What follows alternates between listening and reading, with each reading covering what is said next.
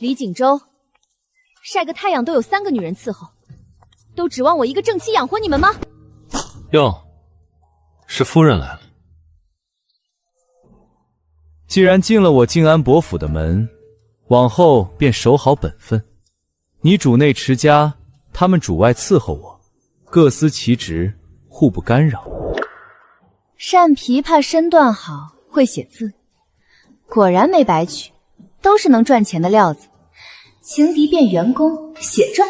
律己，明日去天音阁，每人3个时辰，底薪2两，赏银3-7分。少夫人。红袖，去城南锦绣庄做试衣娘子，包吃住，卖货抽半成。我不去。柳如烟，去账房抄账本，错1字扣10文。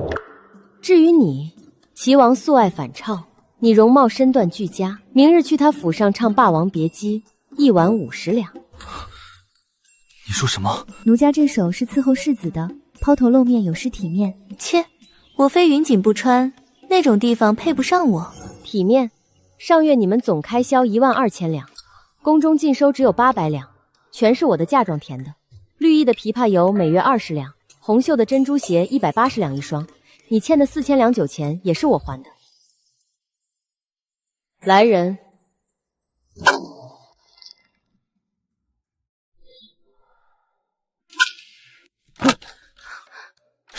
沈如意，你这是做什么？你要造反吗？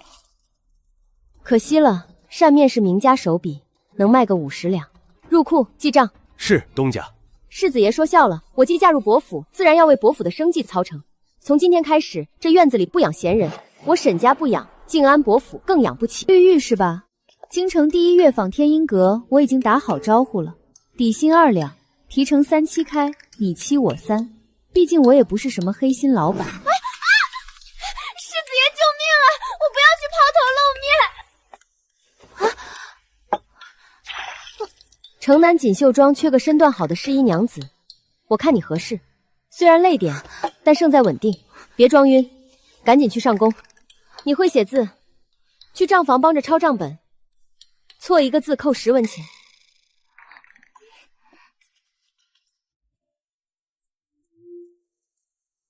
如意啊，为夫乃是读书人。读书？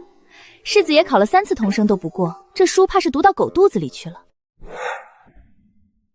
沈如意，你休想拿对付那些女人的手段对付我！你不能让我去卖艺，士可杀不可辱，本世子宁死不屈。既然世子爷这么有骨气，那咱们就谈谈另外一件事。那就把上个月在醉仙楼欠的3000两酒钱，还有在琳琅阁给红袖姑娘买头面赊的1000两还了吧。哦，对了，还有前天在赌坊输的800两。债主说了，今儿个要是还不上，就去顺天府告状。到时候世子爷欠债不还的名声传遍整个京城，怕是比去齐王府唱戏还要精彩100倍吧。我也不会唱啊。不会唱没关系。齐王殿下最近迷上了《霸王别姬》，就缺个漂亮的虞姬，咱们世子爷只需要往那儿一站，哭得梨花挺雨些，这一晚上的出场费够还你半个月的酒钱了。你这是把我往火坑里推，我不去。齐王出手阔绰，若是把他哄高兴了，没准还能赏你几幅前朝名画。你不是最喜欢那个吗？沈如意，你这个商户女，仗着有几个臭钱就敢在伯府翻天了，你满身的铜臭味，简直是商贾做派。母亲息怒，你居然敢把我儿子的侍妾都逼去做那些低贱的营生，现在还要逼我的心肝儿子去齐王府唱戏，你还有没有规矩？还有没有把我看眼里？母亲说的对，我也觉得这事儿不体面。算你还识相，还不快把……这是伯府上个月的开销，一共是12000两，而宫中的进项只有区800两，这中间巨大的窟窿全是我用嫁妆填的。那又如何？我们静安伯府是开国勋贵，瘦死的骆驼比马大。既然母亲觉得让他们出去干活不体面，那就请母亲把这亏空补上。只要银子到位，别说让他们在后院嗑瓜子，就是供起来当菩萨拜，儿媳也绝无二话。我哪有那么多银子了？嫁妆是我的私产，我愿意拿出来是情分，不愿意拿出来是本分。如今府里入不敷出，要么大家一起出去赚钱，要么就等着喝西北风。母亲，您选哪样？那那也不能让世子去那种地方抛头露面啊！他可是堂堂伯爵世子，去给人家唱戏，这要是传出去，我们伯府的脸往哪儿搁？母亲误会了，去齐王府那是雅事，怎么能叫去唱戏呢？雅事？母亲您想啊，齐王那可是当今圣上的亲弟弟，正儿八经的宗室亲王。齐王殿下雅号音律，这是满朝文武都知道的事儿。世子爷去齐王府，那是去和亲王切磋技艺，探讨音律的。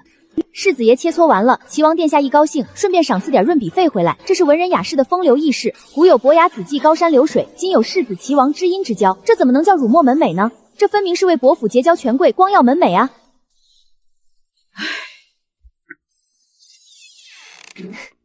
搞定了老的，小的就好办多了。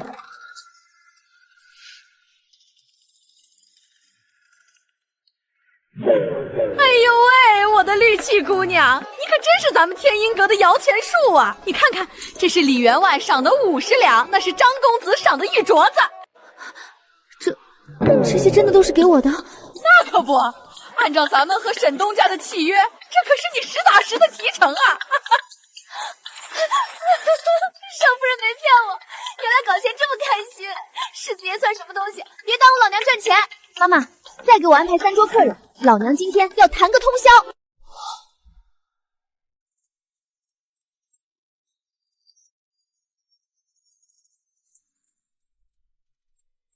好，太好了，这才是真角色，真风骨！赏，给我狠狠的赏！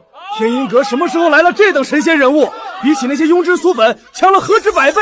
我出一锭金子！多谢各位大爷的赏，多谢各位大爷！原来这帮人喜欢被甩冷脸。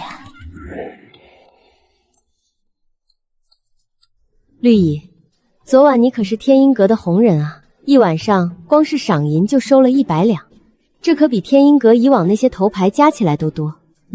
拿家只是胡乱弹了一曲，是那些客人抬爱。咱们明人不说暗话，按照约定，这100两里我拿走30两作为伯府的抽成和对你包装的费用，剩下的70两全都在这儿了，数数吧，一分不少。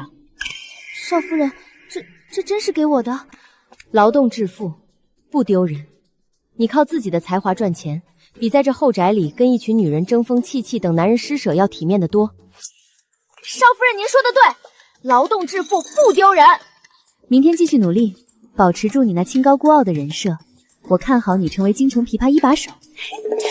少夫人放心，奴家这就回去练琴。不，明天天不亮奴家就起来练。那个少夫人，明天晚上奴家能主动要求加场吗？客人们那么热情，咱们不能和钱过不去啊。好，准了，只要你身体吃得消，场子随便你。果然没有治不好的矫情，只有不够多的银子。下一个该看红袖的了。少夫人，大喜讯啊！慢点跑，看你这满载而亏的架势，锦绣君的生意不错。岂止是不错，简直是卖爆了！少奶奶您是不知道，那些贵妇小姐们一看到奴家穿上这身新衣裳，眼睛都直了。奴家照着您教的话术，给他们讲什么量身定制、京城独一份的尊贵，他们争着抢着下单。锦绣庄掌柜的算盘都快抡冒烟了。掌柜的没亏待你吧？掌柜的高兴坏了，不仅当场结了奴家10两银子的工钱，还说过几天再给奴家发一笔提成。对了，他还送了奴家2套10青的衣裳，说是只要奴家穿着在街上走2圈，就是活招牌。少夫人，奴家以前真是瞎了眼，天天为了世子爷的一个眼神，跟姐姐妹妹们争得头破血红。现在想想，真是搞钱才是硬道理啊！觉悟不错，记住，美貌和身段就是你的本钱，把这招牌打响，以后京城的时尚风向标就是你红袖说了算。这府里怎么越来越冷清了？以前这个时候，绿溪早就在凉亭里弹琴等我了，红袖也会端着亲手做的糕点来献殷勤。如意这毒妇，真是把我家弄得乌烟瘴气。绿玉，这几天都没见着你，你清瘦了，是不是如意那个汉破逼你做粗活了？别怕，有本世子在。世子爷您快让让，别挡道。绿枝，你怎么了？是不是还在生我的气？世子爷自重，奴家赶着去天音阁上班呢，这要是迟到了，全勤奖可就没了，那可是白花花的5两银子啊！上班，全勤奖，小心点儿，放这边。红袖，你你在做什么？累不累？我陪你去游湖散散心可好？哎呀，世子爷您让让，挡着光了。您可别碰着这些料子，这双面绣的料子可贵着呢，是要给尚书夫人定做成衣的，弄坏了您赔得起吗？就算把您卖了也赔不起啊。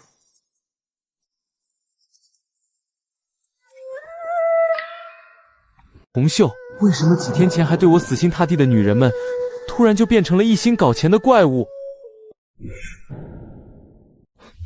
沈如意，你到底要干什么？我是堂堂靖安伯世子，你居然让我涂脂抹粉！我不去，打死我也不去齐王府唱戏。不去？好啊，那咱们就聊聊你欠我的那1万两银子。明天我就把欠条贴到大街上，让整个京城都知道，靖安伯世子是个欠钱不还的老赖。站起来，转一圈我看看。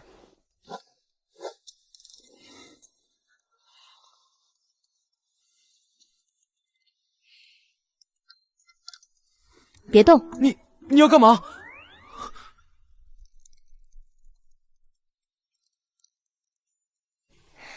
哼，完美。齐王虽然爱昆曲，但他什么庸脂俗草没见过。你这次去是去切磋技艺的，绝对不是去卖笑的。那我该怎么做？要端着，要高冷，要有一股视金钱如粪土，却只能以身入红尘的破碎感。不管齐王跟你说什么，你都给我少说话，多低头，实在不知道说什么就给我叹气，懂吗？走吧，轿子在门外等着了。为了咱们伯府的未来，世子哥，委屈你了。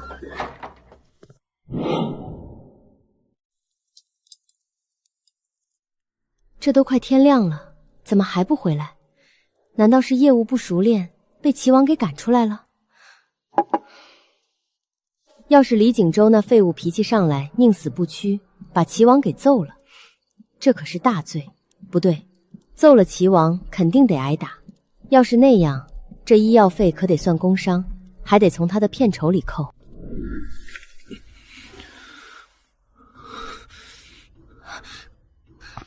这是怎么了？难道王府里有人动粗？世子夫人，王爷让属下送世子爷回来，王爷还特意交代了，说世子爷今晚唱得极好，尤其是最后那一抹泪，那股子凄美绝伦的劲儿，简直唱到了王爷心火里。王爷看赏的时候眼睛都直了。那是王爷赏给世子爷的。另外，王爷说了，想请世子爷做王府的客卿，以后每月逢5逢10，请世子爷过去聚聚，探讨曲艺。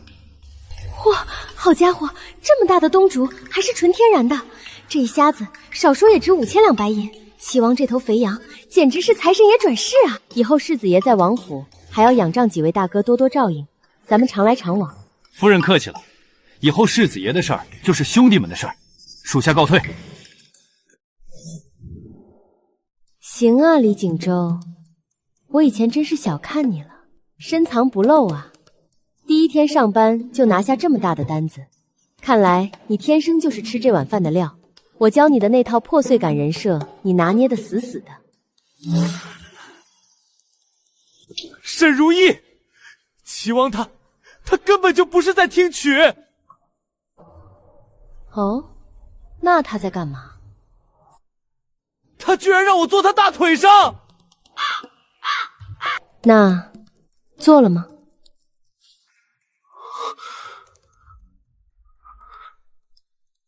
做了。坐一会儿给5000两，我的天哪，这腿就算是金子做的也值了。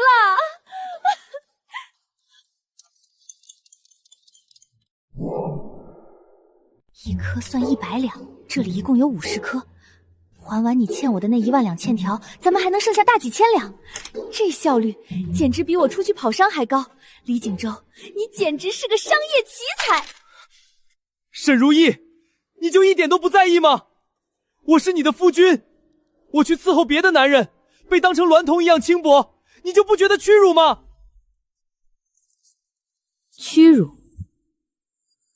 你带着全府上下挥霍无度，把靖安伯府吃的只剩下一个空壳子，马上就要流落街头讨饭的时候，你怎么不觉得屈辱？尊严是靠自己挣来的，不是靠摆世子爷的臭架子。这5000两是你用劳动换来的合法收入。从今天起，别跟我提什么夫君不夫君的。在这个家里，我是老板，你是员工，只要钱到位，别说做大腿，就算是让你去给齐王跳脱衣舞，你也得给我面带微笑的跳完。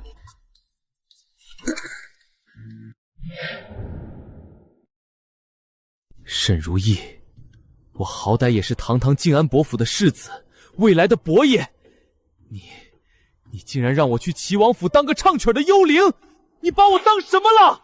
我李家的列祖列宗，若是泉下有知，怕是要气得从棺材里跳出来。夫君，咱们得讲道理。我不听你那些歪理。你要是有本事去考个状元，或者去战场上真刀真枪的挣个军功回来，我沈如意就算倾家荡产砸锅卖铁，也把你当祖宗一样供着。可你呢，既不能文也不能武，除了花钱如流水，除了这张招蜂引蝶的脸，你还有什么？你一无是处。你欺人太甚。咱们这不叫欺人太甚，这叫资源合理利用。再说了，齐王也就是好个声色，又不真干什么。你呢，就当去交个朋友，你做他的大腿，唱唱昆曲，不仅把咱们府里这个月的饥荒还了，还能顺便结交了当朝权贵。这可是京城里多少人求爷爷告奶奶都求不来的纹路，你有什么委屈的？我去还不行吗？很好，识时务者为俊杰。既然夫君带头表态了，那咱们靖安伯府从今天起就要彻底改头换面了。都给我听好了，从今往后，这靖安伯府我就是大老板。是。世子爷凭着绝世容颜和昆曲天赋，是咱们伯府的头牌大主播，主攻高端市场齐王谷。绿蚁，你琵琶弹得好，天音阁那边我已经打点好了，你就是我们的腰部达人，去那里给我挣打赏钱。是，夫人，奴家一定好好弹。红袖，你最懂穿搭，锦绣堂的试衣娘子非你莫属，凡是你穿火的款式，咱们就提成。提成？夫人放心，奴家定让京城贵妇们争着买咱们的衣裳。分工明确，目标一致，咱们的口号是搞钱、保命、重振伯府。夫人，大喜呀！夫人，说来听听，怎么个喜法？绿旗姑娘在天音阁一曲年长羽衣曲，名声大噪。昨日城南的王富商豪掷千金，只为包下绿旗姑娘3天的曲儿。天音阁的分红，咱们已经拿到手软了。都是夫人教导有方，奴家现在才知道，被人追捧送银子的感觉，可比在后院里孤影自强强上100倍。干得漂亮。红袖那边呢？奴家前日穿那套流云百服裙去锦绣庄转了一圈，今日京城大大小小的贵妇都在打听是哪家裁缝的手艺。锦绣庄掌柜连夜给咱们送来了500两银子分红，下个月的奖金翻倍。是。渴死我了！这齐王府的差事真不是人干的，又要唱戏，还要陪齐王下棋、画画，连他养的鹦鹉我都要夸几句。怎么，世子也委屈了？要不咱把那5000两白银还给人家？别，那可是我辛苦赚来的钱。如意，我跟你说，我今天在齐王府可不只是唱戏那么简单。哦，难道世子爷还学会了什么新技能？那当然，你不是说要合理利用资源吗？我这脑子只要肯动，也是极其聪明的。我今天学会了怎么欲擒故纵的吊齐王胃口。说重点，别扯这些有的没的。今儿个在王府，齐王在书房会客，我在外间候着。我听户部尚书说，江南大旱，今年的丝绸要大幅度减产，而且朝廷近期可能要开海禁，重启海外贸易。你说什么？江南丝绸减产，开海禁？对啊，户部尚书亲口跟齐王说的。这消息有用吗？这哪里是有用？这简直是天上掉下了个聚宝盆，绝密商机啊！如果这是真的，那我们只要倾尽伯府所有的流动资金，提前去江南囤积生丝，再打通去往港口的运输线。如意，你没事吧？你要是想要生丝，明天我去绸缎庄给你买几匹就是了，用不着这么大阵仗。你要干嘛？我今天可是卖艺不卖身的啊！夫君，你真是我的摇钱树啊！我沈如意能嫁给你，真是我8辈子修来的福气。这有什么大惊小怪的？也不看看我是谁，本世子出马，那还能有错？一个能源源不断提供商业情报，长得还如此赏心悦目的赚钱工具，谁会不爱呢？夫君辛苦了，今晚好好休息，明天一早我就派人去江南布局。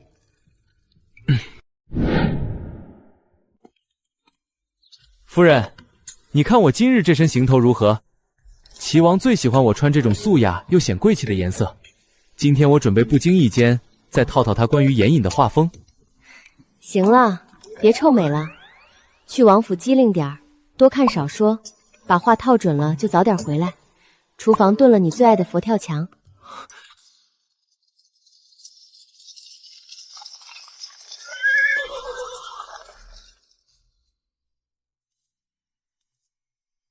哟，世子爷这打扮真是俊俏啊，怪不得能得主子们的欢心呢。圣旨到，奉天伯世子皇帝诏曰旨，文靖伯世子李景周将才艺双绝，尤善空曲，深得知齐王喜爱，郁郁寡欢，特宣李景周入宫为太后献艺解愤，钦此。入宫献艺？这哪里是献艺？大昭朝开国100年，哪有勋贵世家嫡长子进宫给后妃唱戏解闷的规矩？这分明是剥夺尊严，把她当成了供人取乐的低贱灵妇。世子爷，还愣着干什么？接旨吧！宫里的软轿都在门口候着了，别让太后老人家久等啊！刘公公一路辛苦，我们世子初闻天恩，欢喜的有些失态了。劳烦公公稍后片刻，世子今日这身衣裳太过素净，恐冲撞了太后凤颜，容他回去换身吉服，马上随您入宫。夫人是个明白人，咱家就在这儿等一炷香的功夫，天危难测，可别让咱家难做。完了，全完了！如意，我不能去啊！我要是进了宫，带上那菱行头，我李家祖祖辈辈的脸就全丢光了。我宁愿一头撞死在这大厅里。哭有什么用？你以为这只是一场简单的献艺吗？你平时在齐王府唱戏，太后深居简出怎么会知道？还特意点名要你去，这事儿绝对不简单。这是朝堂上有人在公驳齐王，借着你这个由头想给齐王扣上一顶结交勋贵、荒淫无度的帽子。而我们静安伯府只不过是人家顺手踩死的一只蚂蚁。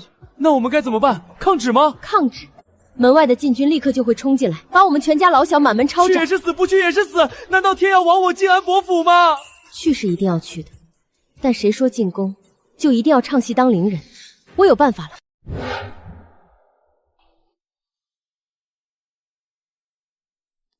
你找什么呢？那是父亲生前放旧物的地方。这可是公公留下的好宝贝，据说他年轻时曾真的想抛下爵位去龙虎山当道士，这身行头可是正经开过光的。你拿这个干什么？公公在外面等着我去唱曲儿，你拿件道袍出来，难道让我披着道袍去唱《牡丹亭》吗？听着，待会儿进宫，你不要唱《霸王别姬》，也不要唱什么昆曲，更不要提什么《牡丹亭》。那太后要听，我不唱这些，我唱什么？唱道情。唱道情？如意，你疯了吧？那是街边叫花子和穷道士要饭时才唱的东西，太后会直接把我拉出去砍了的。闭嘴，听我说。你爹是修道的，你从小耳濡目染，就算没学到真本事，跟着哼唱几句青词，念2段道德经总会吧？会一点，以前嫌他烦，跟着背过几句。会就行，只要能糊弄住第一眼就够了。破釜沉舟，听清楚了，你就穿这身道袍去，到了太后面前，如果有人问起，你就说你并非去唱戏取乐，而是近日夜观星象，感悟天道，特意为太后娘娘祈福，谱写了一首长生咒。李景周，我不让你当供人取笑的灵异，我要让你当高人。可是懿旨上说的清清楚楚，是要我去听戏解闷。我突然变出一首长生咒，太后要是觉得我戏弄她，那可是大罪啊！太后今年60有3，前阵子又染了风寒，身体一直不见大好。你动你那长满草的脑子想想，一个掌握着天下最尊贵权势却半截身子入土的老太太，最怕的是什么？是死。比起看几个戏子在台上班门弄斧，她内心深处更想听的是怎么延年益寿、长生不老，能让她多活1天，比看1万场《牡丹亭》都管用。齐王喜欢美色，所以你平时给他唱风花雪月；太后畏惧死亡，喜欢长生，你就给他唱祈福求寿。这就叫对标入座，精准抓取客户需求，懂不懂？对啊，太后最怕死，之前还到处寻访名医。如果我能给她祈福，既然朝堂上有人想算计我们，想让你当弄臣踩死我们伯府，那咱们索性就玩把大。咱们不当普通的弄臣，咱们要当能通鬼神、测吉凶、能让皇室离不开的国师。只要太后信了你，以后满朝文武谁还敢拿你当戏子看？国师，如意，你疯透了！这可是欺君之罪啊！要是被发现我根本不会法术，我们全家都要被诛9族的。抗旨也是死，当弄臣也是死，左右都是个死局，你为什么不敢赌一把？赌赢了，你就是护国高人，我们全家跟着你吃香喝辣，再也没人敢践踏我们伯府的尊严。你给我听好，今天这局赌一把，没准能给他盘活。你那张脸就是最好的本钱。别动！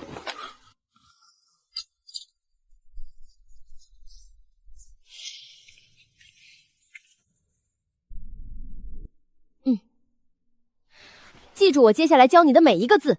进宫之后少说话，多装逼。你的眼神要空洞，要悲悯，要像看傻子一样居高临下的看那些达官贵人。不管他们说什么，你都不要露出任何惊讶或者恐惧的表情。要是有人问你话，问你为什么会这个，你就微笑着摇摇头，说4个字：天机不可泄露，懂了吗？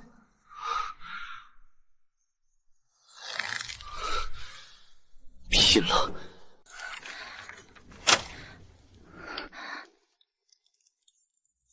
老天保佑，李景州，你这个草包，千万别在这个时候掉链子。在李景州面前，我必须像个无所不能的女战神。但欺君之罪一旦败露，那是真正的凌迟处死，血流成河。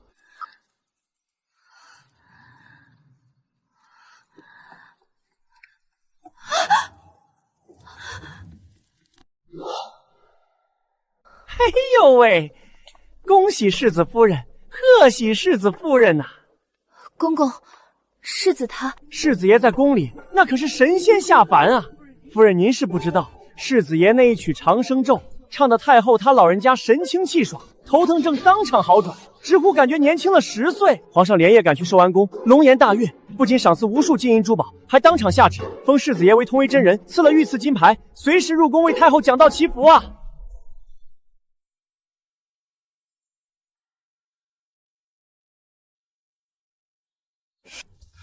你不知道，吓死我了！我刚才在大殿上腿抖得跟筛糠一样，但是皇上和太后居然全信了。太后赏了我2大箱金子，2箱啊！我发财了，如意，我们不用死了。你个草包，轻点儿，要勒死我啊！从今天起，你给我把通威真人的架子端稳了，咱们伯府翻身的日子才刚刚开始。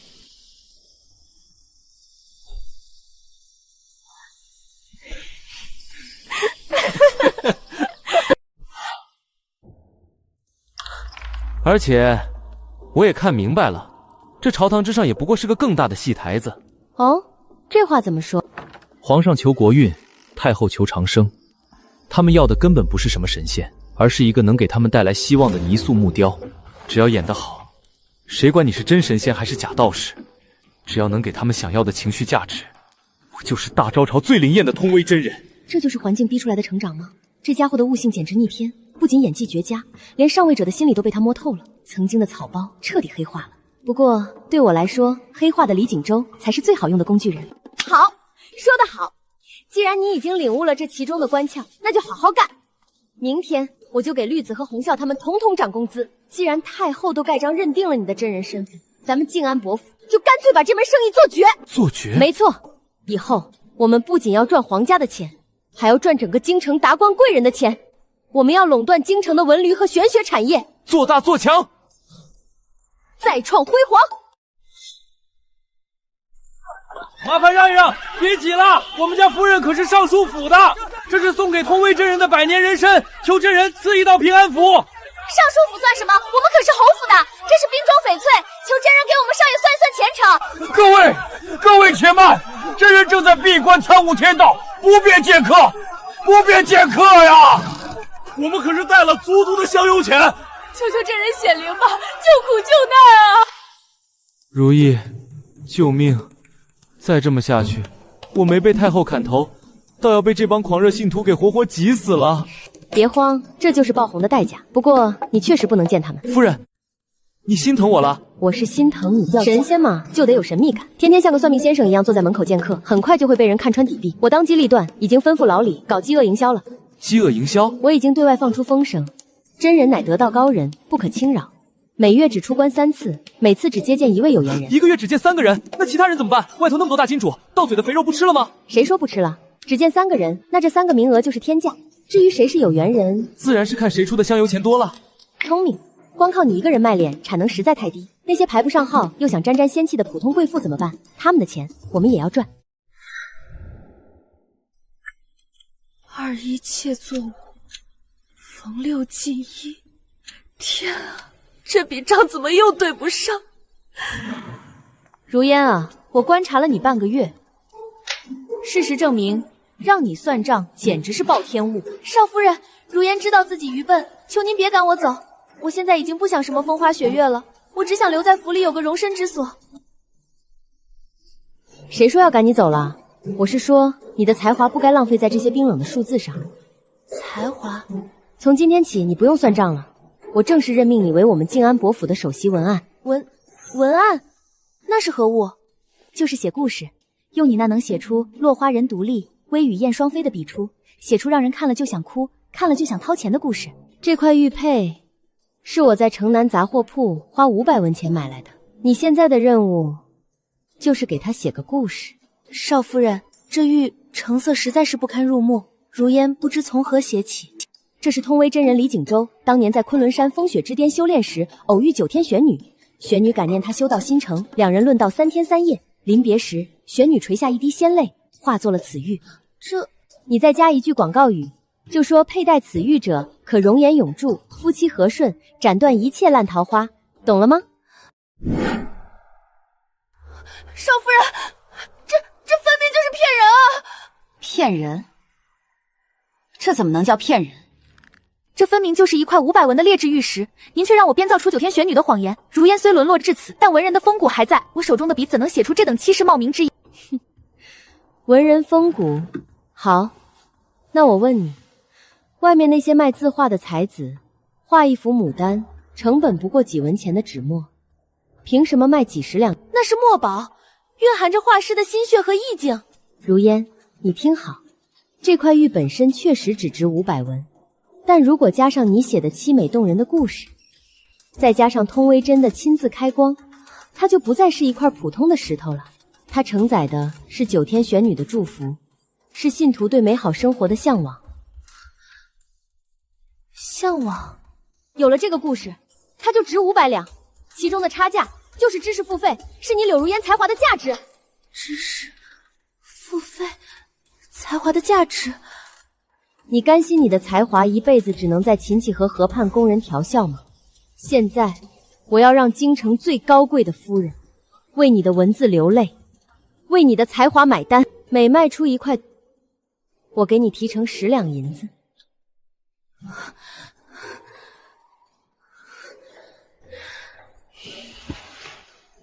文人风骨，在金钱和认同感面前，一文不值。少夫人，您看好了。风雪掩昆仑，仙女泣无声。3000红尘路，不及这一瞬的回眸。好家伙，不愧是京城第一才女。这词码，这情绪渲染，这种宿命的拉扯感，写得连我这个知情的资本家都差点信了。如烟，你是天才。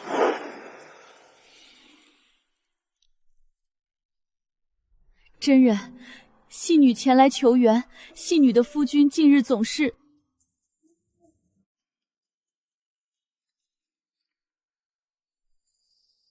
贫道冠夫人印堂，虽有富贵之气，却犯桃花煞。此玉乃贫道在终南山顶吸取7749天日月精华开光所得，内蕴天地浩然正气。真人，您真是活神仙啊！我家老爷最近确实总是夜不归宿，难道真的是桃花煞？青海声波皆是孽缘。带上此玉，自可斩断外邪，保家宅安宁。真人，这是1000两银票，这玉佩，戏女请回去了。善哉，善哉，去吧。少夫人，这玉佩明明就是西街口3分钱一个买来的路边货啊！就因为我写的那几句破词，就卖了1000两，我的字这么值钱？你懂什么？这叫品牌溢价。拿着，这是你的提成。不过，这只是一盘大棋的开始。少夫人，那咱们接下来干什么？接下来我们要全方位开发通威真人这个顶级 IP， 以后咱们还要出真人同款安神香囊、真人亲笔赐福的字画、真人打坐用过的蒲团，每一个产品都要配上你写的凄美动人的故事。红袖负责全方位的视觉展示，要穿最仙的衣服，摆最优雅的动作。你柳如烟负责讲故事，文案要直击人心，把那些贵妇感动得稀里哗啦。绿莹负责在旁边弹奏背景音乐，把气氛烘托到极致。我们要让京城的贵妇们觉得，买的不是东西，是信仰，是格调，是通往幸福的捷径。只要套路深，京城贵妇圈的银子就是我们静安伯府的提款机。岂有此理！简直欺人太甚！那个李景周算什么东西？一个游手好闲的草包世子，披上一层皮就敢自称通威真人。他把太后皇上的宠谊全抢走了不说，现在连京城贵妇圈的香油钱也被他吸得一干二净。我们白云关这个月的进项连往常的1成都不到。师傅，那静安伯府的手段太邪门了，他们不仅做法事，还出什么周边商品，那些达官贵人跟疯了一样排队去买，咱们根本争不过啊！木秀于林，既然他挡了我的财路，那就别怪漂亮脸蛋骗那些贵妇嘛，那我就毁了他的根基。诸位看官，你们可知那静安伯府的通威真人到底是何方神圣？不就是得道高人吗？连太后都信他。呸！什么得道高人？我告诉你们，那李景周根本不是人，他是个妖道，是修炼1000年的男狐狸精。你们想啊，他李景周都快30岁的人了，为什么那皮肤还能嫩得掐出水来？为什么那些达官贵妇一见他就跟丢了魂似的，专门吸取女人的精气来修炼驻颜术？少夫人，不好了，出大事了！慌什么？天塌下来有我顶着。这回天真的要塌了！现在满京城都在传世子爷的闲话，玄机子买通了地痞流氓，到处说世子爷是吸人精气的妖怪，好多夫人都不敢来买咱们的东西了，甚至有人要求退钱。好一个玄机子，玩不过产品和营销就开始搞下三滥的黑官了是吧？居然敢动我的摇钱树，简直是找死！世子，少夫人，不好了！门外有人往咱们伯府的大门上泼黑狗血，还破口大骂咱们是妖窟，要烧死狐狸精！什么？泼黑狗血？如意，这可怎么办啊？外面的谣言越传越邪乎，现在连黑狗血都泼上门了。那些平日里捧着我的夫人，现在好多都吓得闭门不出，咱们的生意彻底完了。收手！商业竞争，不进则退。现在收手，那就是承认自己是骗子，到时候不仅钱要吐出来，脑袋还得发家。你以为太后和皇上会放过一个欺君罔上的妖道吗？那玄机子说要跟我斗法，他说要在3天后的城南庙会上当众拆穿我的真面目，他还要引天雷劈我。如意啊，那可是天雷啊，劈下来我会变成焦炭的。引天雷，这老道士不仅心肠坏，脑子还蠢，居然敢在我的地盘跟我玩引天雷的戏码，等死吧他！别怕，他要斗，咱们就陪他斗。既然他是老牌道观，那咱们就让他见识见识什么叫资本运作下的降维打击。去，立刻把柳如烟给我叫来，我们要全面反击了。少夫人，咱们是要写辟谣的辩解书吗？我这就引经据典，构思一篇声情并茂的檄文，把那个老妖道骂得狗血淋。写什么辩解书？那种干巴巴的东西谁爱看？没人看。咱们写话本，写爆款小说。写小说？这个时候写小说？没错，题目我都想好了，就叫转世情缘。通威真人与九尾狐仙不得说的是3生3世。他们说世子是狐狸精，行，咱们就认领这个设定，但要改一改，就说真人前世是为了救苍生而牺牲的九尾灵狐，今生转世是为了度化世人。他长得好看是因为有仙骨，他不老是因为心中有大爱，懂吗？要写的凄美、悲壮、虐心，要让看书的大姑娘、小媳妇哭得停不下来。我明白了，这是要把脏水连本带利的泼回去。少夫人您放心，这种文案我最拿手了，保证写得荡气回肠。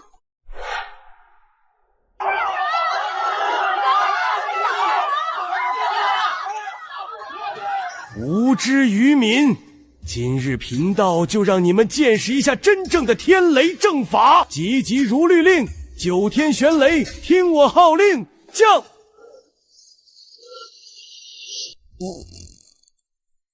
哎呦喂，这就是9天玄雷！这老道士是不是昨天晚上黄豆吃多了，放了个连环屁呀？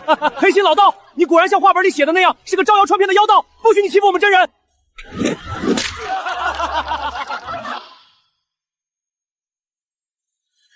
真人，是真人下凡了！道友，苦海无边，回头是岸。你，真人法力无边，真人法力无边，真人法力无边。同为真人，真人救命啊！老身给您磕头了。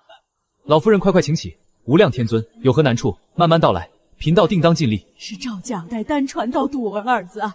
自从上个月我们小卫子搬进新修园子后，孩子每天晚上闹不止。他说听见墙里面有人在哭，那声音呜呜文眼的，凄厉的很。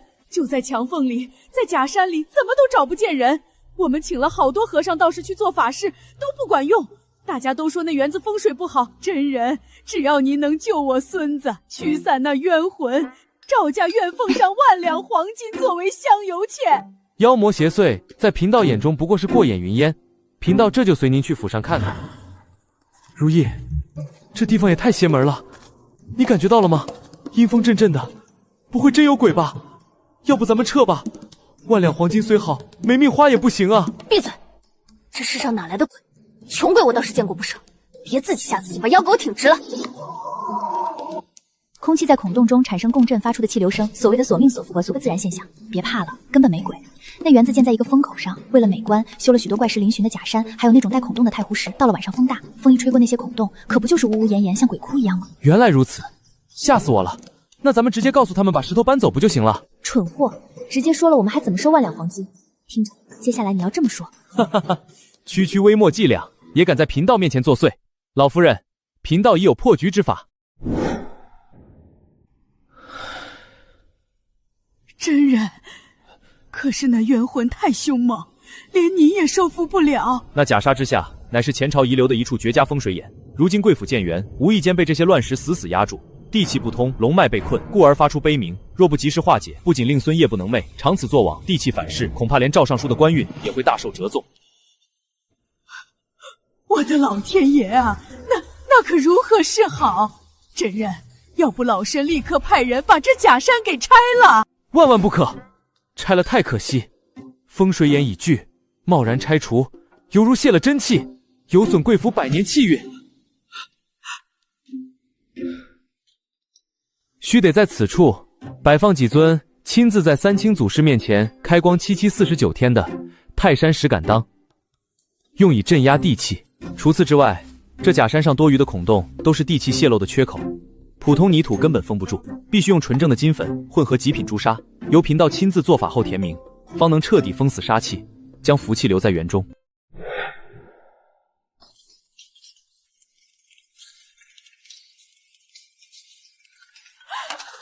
神迹！真人真乃神仙下凡啊！如意，这通天特地的名号真是为我量身定做啊！你说，昨天晚上我拿着木剑那么一指，那鬼哭声瞬间就停了，那种掌控天地灵气的感觉太奇妙了。如意，你说我是不是真的顿悟了？我是不是真的有点法力了？法力？我看你是脑子里进水了吧？你那破木剑指着天有什么用？要不是我让工匠把太湖石的孔给堵下了，风吹不进去，你就算把木剑舞断了，那鬼弓声也停不下来。可是真的很准啊！一填上孔就没声音了。听着，那叫物理常识，叫空气共振。这世上根本没有神仙法力，只有无知和恐惧。以后少做白日梦，乖乖背我给你写的台词，给我好好打工赚钱。懂了，夫人英明，知识就是金钱，我这就去背下一套风水话术。夫人辛苦了，咱们这半个月又进账不少吧？白云观一倒，京城的香油钱算是彻底被咱们垄断了。最近齐王府那边好像有点不对劲。怎么了？他嫌你讲道讲得不好？不是，他最近也不怎么听戏了，甚至连那些美娇娘都不碰了。我每次去都看到他在书房里见一些陌生人，那些人长得人高马大，说话口音很重，听着像是边关那边的，身上还有一股子肃杀之气。边关的人？齐王一个闲散宗室，见边关的人做什么？这还不算什么，更奇怪的是，他最近总是旁敲侧击地问我，既然我已经成了国师，能通神明，能不能算出皇上还有多少阳寿？你刚才说什么？齐王问你什么？问皇上还有多少阳寿啊？怎么了？算皇上阳寿，这是要造反的前奏啊！造反？夫人你别吓我，我就是个骗香油钱的假道士，怎么就扯上造反了？我一直以为只要有商业头脑，把这群人拉上正轨，就能安稳度日。没想到一不小心，半只脚已经踏进了夺嫡的死局。李景州，你听好，从今天开始，齐王问你任何关于皇上的事，你都只有一句话。夫人，你快教教我，我该怎么说？夫人，你快说啊，我得该怎么回那火阎王啊？如果他再问，你就闭上眼睛，装作高深默的样子，告诉他：真龙天子万寿无疆，气运之盛，凡人不可窥探。记住，一个字都不能错。真龙天子万寿无疆，气运之盛，凡人不可窥探。我记住了，夫人。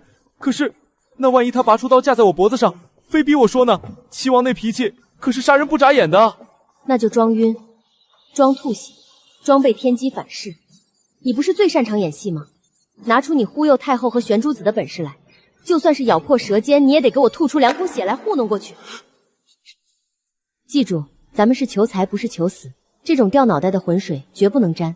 只要你不松口，他就拿你没办法。毕竟你现在是太后眼前的红人。夫人，我听你的，只是这日子什么时候是个头啊？你先去睡吧，今晚的事烂在肚子里，对谁都不能提。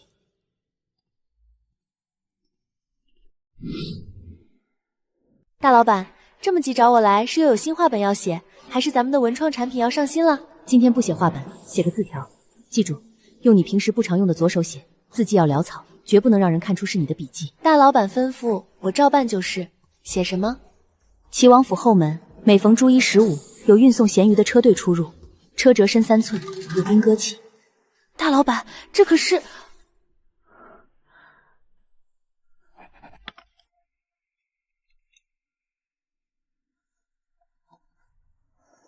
把这个交给洪秀，让他借着去陆府给陆老夫人送定制衣裳的机会，亲手交到陆府管家的手里，就说是通梅真人特意为老夫人开过光的平安口。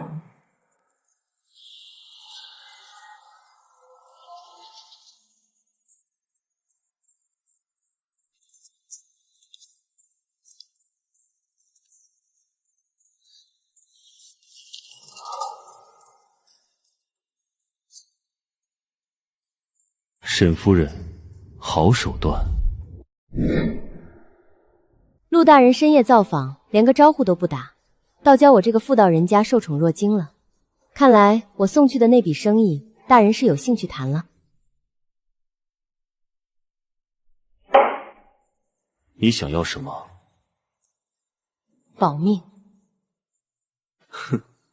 齐王想做什么？陆大人身为锦衣卫指挥使，想必比我这个申夫人更清楚。我们靖安伯府上下从头到尾只想求财，不想做乱臣贼子的垫脚石，更不想死得不明不白。我想用齐王的消息换靖安伯府上下300口人的性命。沈夫人未免太高看自己了，仅凭一张车辙印的纸条不够。齐王图谋不轨，锦衣卫早已盯上他，谋反的证据赵狱里多的是。证据是有，但时机呢？陆大人迟迟不动手，不就是因为不知道齐王究竟把兵马藏在了哪里，又打算在何时举事吗？这是他在齐王府当差期间凭记忆默写下来的齐王府核心客空名单，详细标注了那些边关将领的化名，以及他们谈论过的举事时间。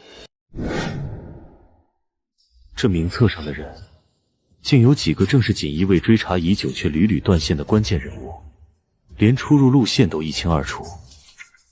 3天后，太后寿宴。正是，大人只怕也想不到，齐王真正的杀招根本不在城外，而是在太后眼皮子底下。他打算在寿宴上献上一尊半人高的白玉佛。白玉佛？那尊白玉佛的腹中被掏空了，里面藏满了火药。如果在太后寿宴上，满朝文武齐聚支这尊白玉佛爆炸，大周朝的权力中枢将瞬间灰飞烟灭。我收回刚才的话，你这筹码足够重。多谢陆大人夸奖，不过我更喜欢做个满身铜咒、安分守己的商人。朝堂上的水太深，我这小身板怕是淹死了，连个水花都没有。这笔买卖，大人接是不接？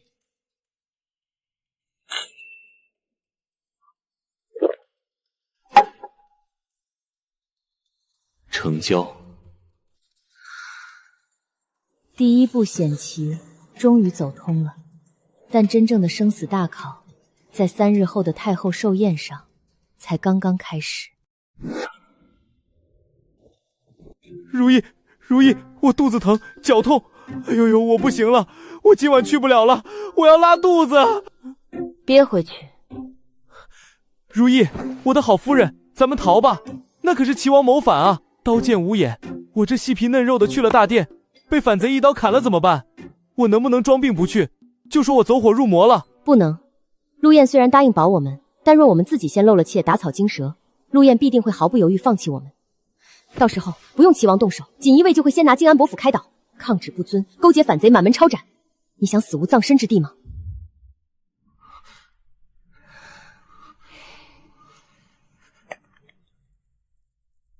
张嘴。你给我吃了什么？是毒药吗？带我跑就算了，你还要先谋杀亲夫？那是西域秘药定心丸，吃下之后心跳会慢，恐惧感会消失，就算是刀劈在脑门上，你的脸都不会变色。好像真没那么快了，还隐隐有股山楂的酸甜味儿。听着，今天无论发生什么，你都要死死记住你的身份，你是通威真人，是得道成仙的高人，神仙绝不会怕凡人的刀剑。无量天尊，夫人放心，贫道死也要死得像个神仙。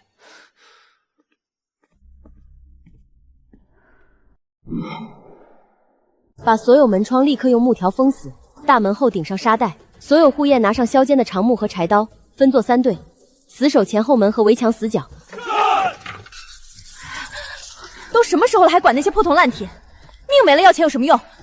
全都给我下地窖，从里面把门拴死！不管外面听到什么动静，听到谁惨叫，只要不是我亲自敲3下门，谁也不许出来。我是伯府的主母，我要在这里等他活着回来的消息。快进去！那是信号，齐王动手了。太后大寿，儿臣特寻得一尊千年和田玉佛，以此祈求太后授予天齐，大周江山永苦。抬上来！齐王有心了，掀开让朕与太后共赏。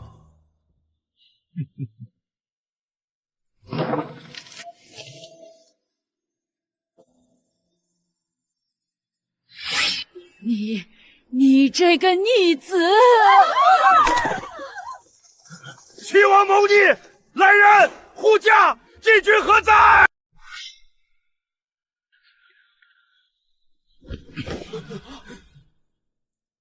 通威真人，你不是能通鬼神、知天命吗？如意，救命啊！这可不是闹着玩的，剑都切进肉里了，老子要尿裤子了！你现在就当着文武百官的面，用你的神明之口告诉他们，这大周的皇位是不是早就该轮到本王来做？这天命是不是在本王身上？若是敢说半个不字，本王现在就让你血溅当场，去地府里当神仙！是儿啊！装什么神，弄什么鬼？本王让你说天命归谁？贫道夜观天象，早已率出今日宫中有血光之灾，天道泣血，神明动怒。王爷，你还要执迷不悟吗？你回头看看，那玉佛在流泪啊！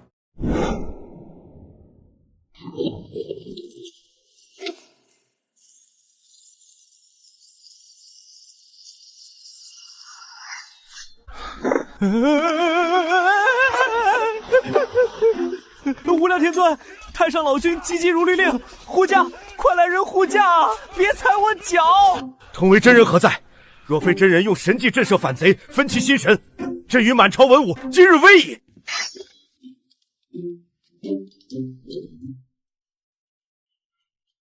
哼！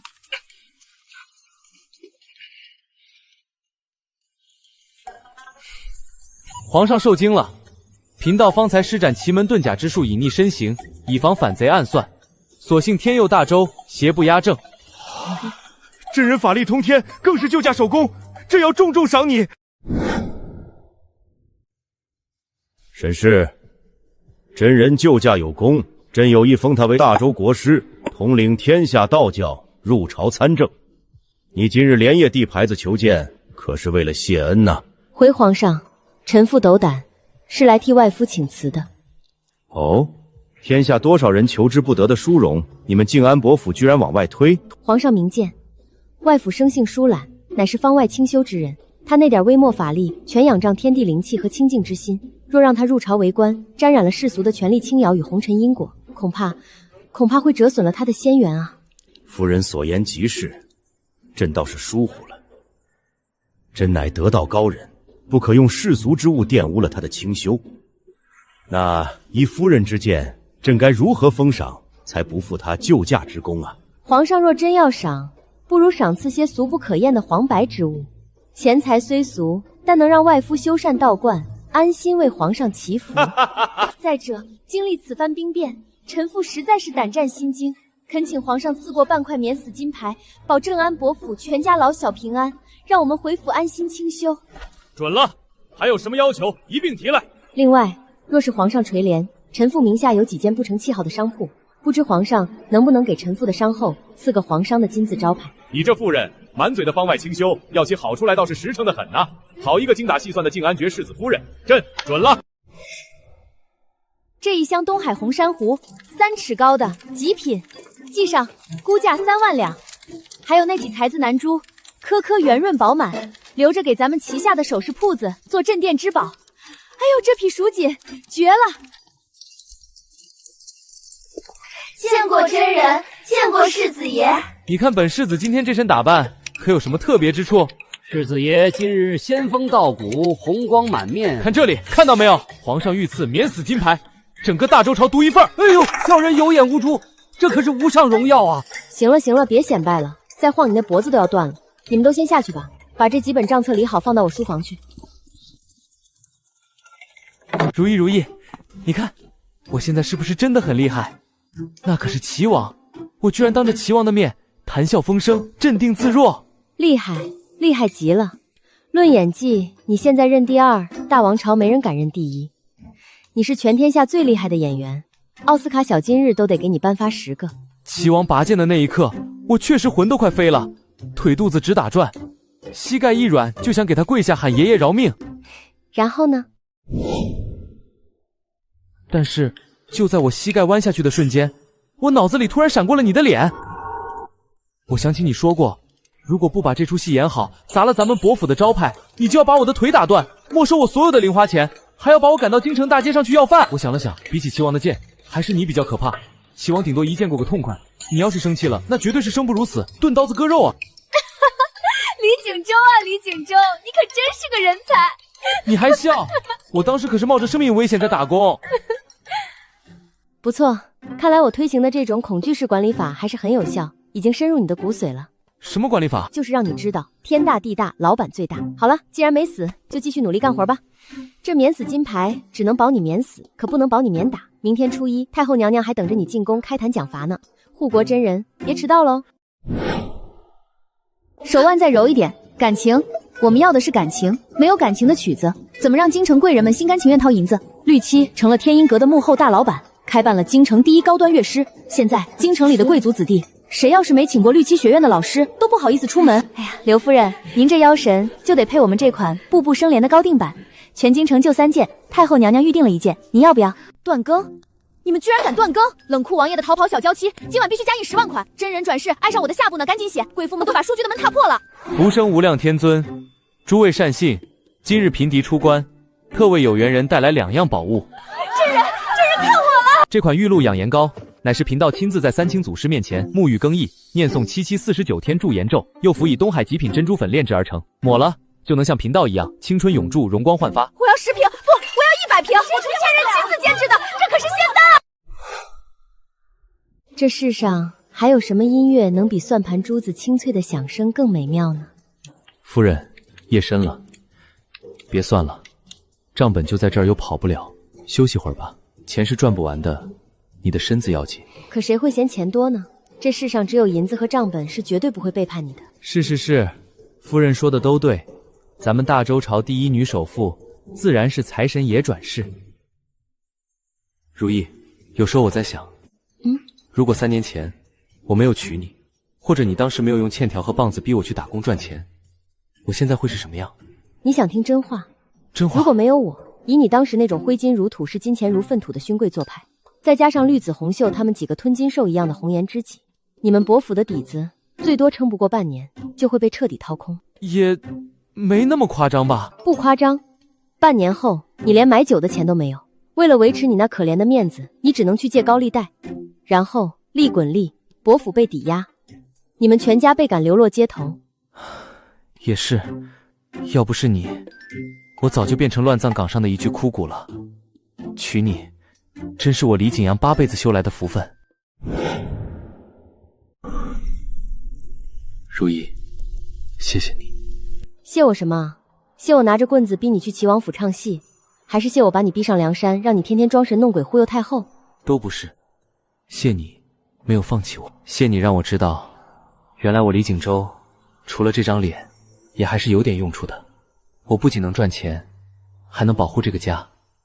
你给了我新生，给了我做人的底气。行了行了，打住，别煽情了，再煽情我鸡皮疙瘩都要掉下来了。我这可是真心话。真心话留着以后慢慢说，现在来大活了。工部赵尚书家又来请了，说是想在后花园修个极尽奢华的露天游泳池，想让你这通威护国真人去给看看风水，定个吉位，出价1万两。这赵尚书家后花园的风水可是关乎大周国运呐！贫道这就去，定要让他们知道这水可深着呢。不多加5000两银子，镇不住这风水大局。去吧，我的摇钱树，狠狠地宰他一笔。夫人就瞧好吧。